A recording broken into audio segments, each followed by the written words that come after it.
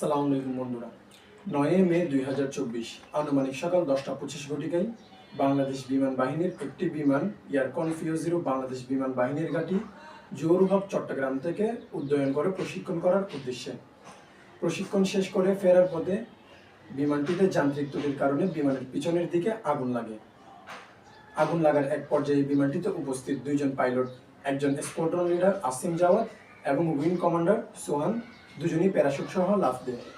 Parachute সহ লাফ দেওয়ার পরেও তাদের শেষ রক্ষা হয় না। তাদের মধ্যে একজন মারা যান এবং আরেকজন হাসপাতালে চিকিৎসারত অবস্থায় আছেন। চলুন জানা যাক কী কারণে বিমানটিতে আগুন লাগে এবং আসিম জাওয়াদ সম্পর্কে এবং ইয়াক 130 বিমানটি সম্পর্কে।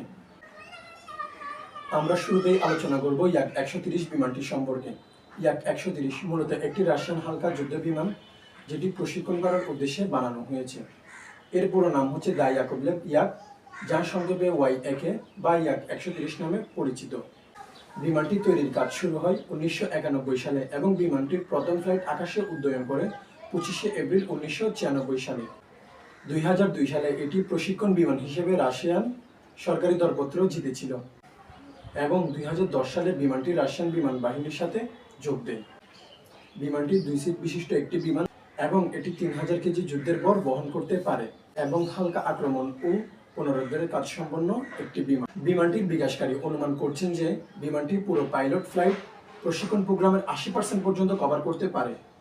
ইয়াক 130-এর যুদ্ধ প্রশিক্ষণ স্যুটে এয়ার টু এয়ার এবং এয়ার টু সারফেস মিসাইল, বোমা ফেলা, বন্দুক ফায়ার এবং অন-বোর্ড সুরক্ষা ব্যবস্থা সিমুলেটেড বাস্তব ফায়ারিং সিস্টেম অন্তর্ভুক্ত রয়েছে। বিমানটির দৈর্ঘ্য 11.49 মিটার এবং উচ্চতা 4.76 মিটার। তাহলে চিন্তা করে দেখতে পারেন ইয়াক 130 বিমানটি ছোট হলেও কিন্তু বিমানটি পরম শক্তিশালী। তো চলুন আমাদের নেক্সট টপিক, বিমানটিতে আগুন কি জন্য লাগছে বা কি কারণে বিমানটির পিছনের দিকে হঠাৎ করে আগুন লেগে গেল। চলুন আমরা এই সম্পর্কে বিস্তারিত জানা যাক। এখন জানা যাক কি কারণে বিমানটিতে আগুন লাগলো। বন্ধুরা, শুরুতেই আলোচনা করছি ইয়াক 130 বিমানটি সম্পর্কে। বিমানটি গঠনে ছোট হলেও অনেক বেশি শক্তিশালী একটি প্রশিক্ষণ যুদ্ধ বিমান। বিমানটিতে আগুন লাগার সম্ভাবনা খুবই কম, কিন্তু এত বেশি শক্তিশালী প্রশিক্ষণ যুদ্ধ বিমান হওয়ার পরও 2006 সাল থেকে 2024 পর্যন্ত মোট 9 বার দুর্ঘটনার সম্মুখীন হয়। সাধারণত একটি বিমানে দুইভাবে আগুন লাগতে পারে, এক ইঞ্জিন ফায়ার, দুই কেবিন ফায়ার। ইঞ্জিন ফায়ার এবং কেবিন ফায়ার কি, এই সম্পর্কে যদি আপনাদের জানার আগ্রহ থাকে অবশ্যই আপনারা আমাকে কমেন্ট করে জানান। আমি এই টপিক নিয়ে আলাদা করে একটি ভিডিও নিয়ে আসব। আর আপনাদের যদি জানার অনেক বেশি আগ্রহ থাকে আমি লিঙ্কটি ডিসক্রিপশনে দিয়ে রাখবো, আপনারা ওয়েবসাইটে গিয়ে পড়ে নেবেন। তো চলুন মূল ভিডিওতে ফিরে আসা যাক। সাধারণত একটি যুদ্ধ বিমানে দুইভাবে আগুন লাগতে পারে, এক ইঞ্জিন ফায়ার, দুই কেবিন ফায়ার। কিন্তু ISPR এর এক সংবাদ অনুযায়ী ইয়াক 130 প্রতিদিনের মতো প্রশিক্ষণ করার উদ্দেশ্যে জোহরহাট চট্টগ্রাম থেকে 10:25 ঘটিকায় টেক অফ করে। প্রশিক্ষণ শেষ করে ফেরার পথে কিছু যান্ত্রিক ত্রুটির কারণে বিমানটি বিধ্বস্ত হয়ে কর্ণফুলীর নদীতে আছড়ে পড়ে। এই বিষয়টি সম্পর্কে এখনো খোলামেলা জানা যায়নি বিমানটিতে আসলে আগুন লাগলো কিভাবে, কিন্তু মিডিয়া নিউজ রিপোর্ট অনুযায়ী সবাই এই কথাই দাবি করতেছে যে বিমানে কিছু যান্ত্রিক ত্রুটির কারণে বিমানের পিছনের দিকে আগুন লাগে। তো বিষয়টি এখনো ক্লিয়ার হয়নি যে আসলে বিমানের মধ্যে আগুন লাগলো কিভাবে। যখনই কোনো নিউজ আপডেট আসবে আমি অবশ্যই আপনাদের সাথে বিষয়টি শেয়ার করব। তো চলুন আমাদের নেক্সট টপিকে যাওয়া যাক। আমরা এই বিষয়ে এই ধাপে আসিম জাওয়াদ সম্পর্কে আলোচনা করব। আসিম জাওয়াদ স্যার একজন মেধাবী, দারুণ বুদ্ধিমত্তা ও পরম সাহসিকতার একজন শহীদ বীর যোদ্ধা।